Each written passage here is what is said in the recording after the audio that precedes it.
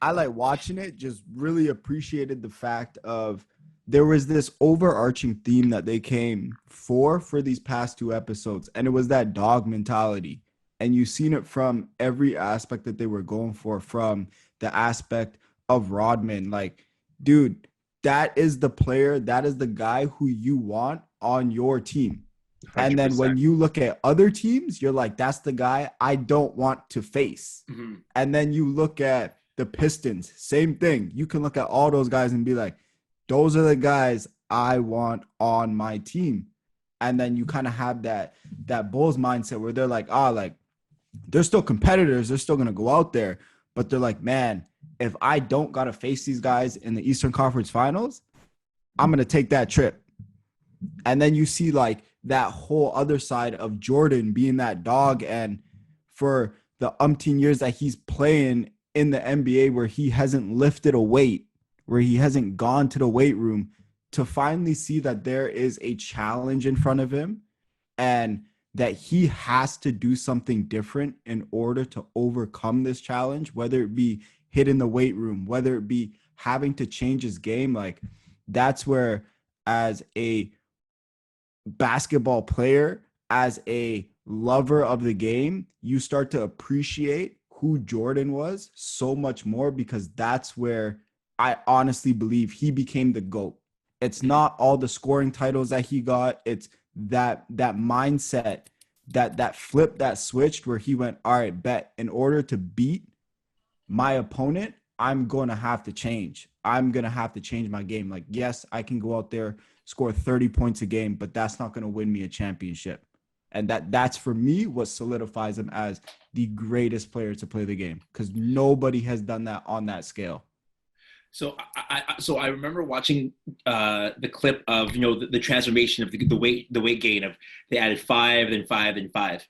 And it made me think, what would it have looked like if Allen Iverson, after losing to the Lakers in 5 games, said, you know what, I'm good, because he never went to the weight room. Allen was just genetically gifted to play basketball the way he did.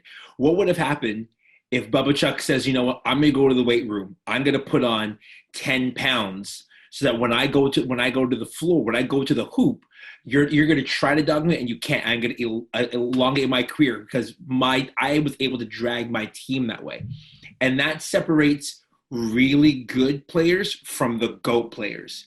Michael was like, okay, if that's what it is, I love that. I want to be the one who administrates the pain. I think not have the pain done to me. Would have been the same. He still would have gotten beat.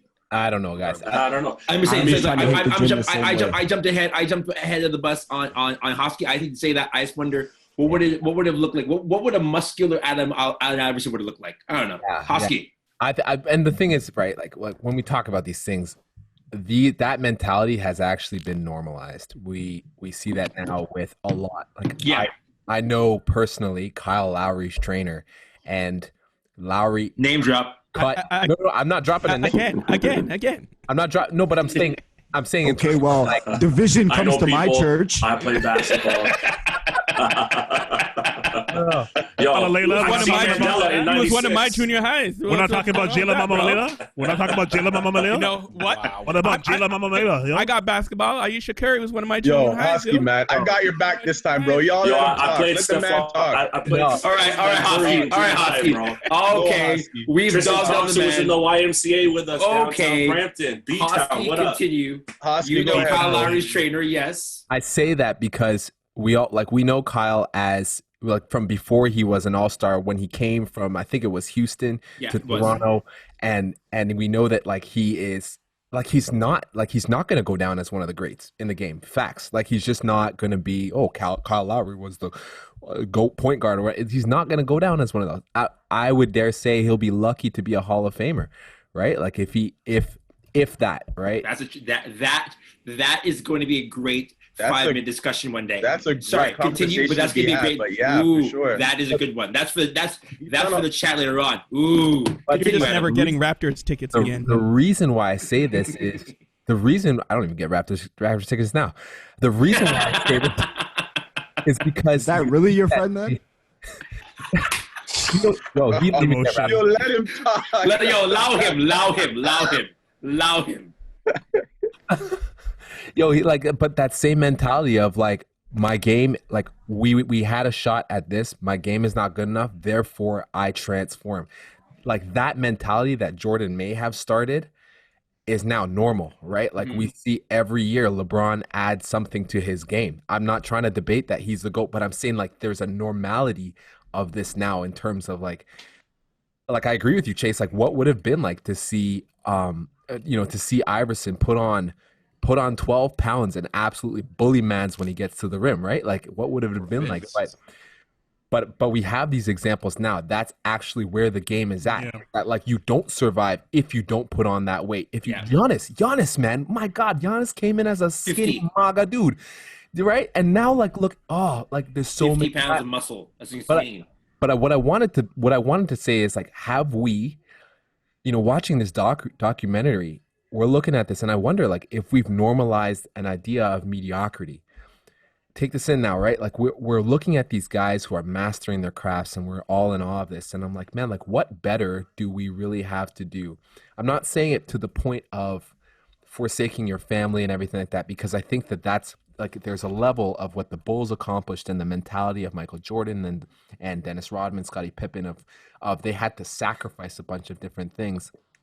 But I wonder how many of us actually take our craft serious enough that when people talk about us in our craft, they're saying, you know what I mean? Like, oh, they may not be good at math, but when it comes to this is their thing. Like they're untouchable at this. And it's just because they take that craft seriously. Sometimes I feel like we've just normalized mediocrity as if it's just normal to be okay at a lot of different things. I see that in my own life. I see that in the lives of the people around me. And I when I look at these guys in the NBA, I'm like, sometimes we exalt these guys and we're like, dang, these guys are so good. But I'm like, is it that there's like, I'm not talking about the greats of the NBA, but I'm talking about like your average NBA player, right? Like, is it just a matter of have they just put in the time and we're just not willing to put in the time because we've normalized mediocrity? Yeah, getting to the league isn't enough. Getting to the league isn't enough. And for some of us, I agree with you. For some of us, just getting there and being a part of the league, you're like, yeah, I made it. As opposed to like, no, I want to be. And our world is different. Like, what does it mean to be the best preacher or the best worship leader or the best organizer or whatever? Like, it's really shut up, Calvin. It's really weird that way. But to really feel like I am good at what I do. I agree with you on that. 100%. But is it that different though? Because I mean, like, there's some tangible, like, there's tangible. Yeah. I hear you. You know what I mean? Like putting aside the spiritual aspect, but there's craft-based things about everything that we do. Driving a bus, even. You know what I mean? Like, it doesn't matter what you do. There's craft-based things about what we do that I wonder if we've just settled for mediocrity, and it's like, I'm here. I got the job. You know.